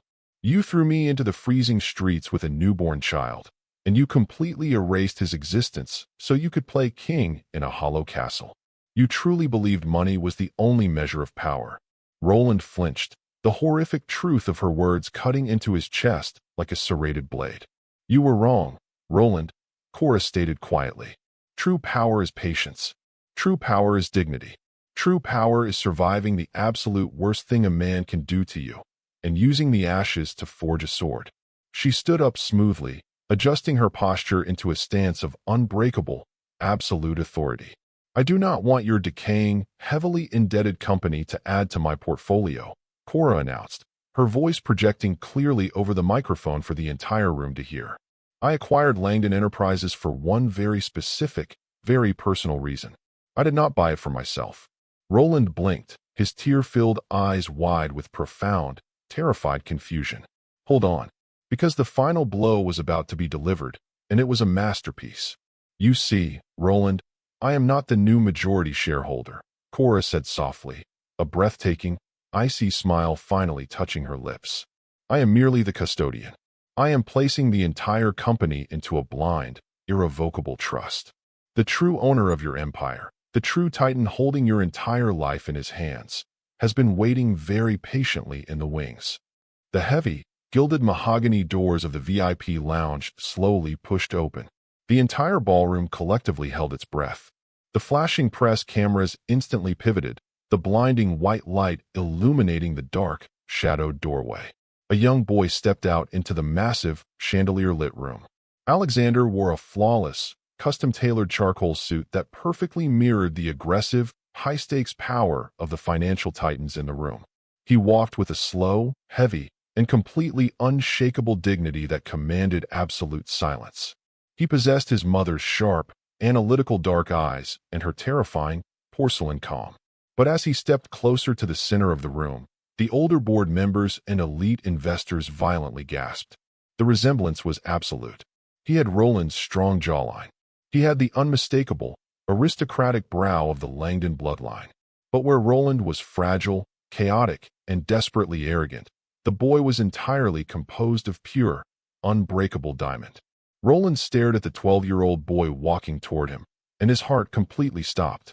The horrific, crushing realization violently slammed into his chest, entirely destroying whatever tiny, microscopic fragments of his soul remained. This was his son. This was the child he had coldly, legally erased in the delivery room 12 years ago. This magnificent, brilliant, terrifyingly composed young man was the true, undeniable heir to the empire. Alexander stopped precisely at his mother's side.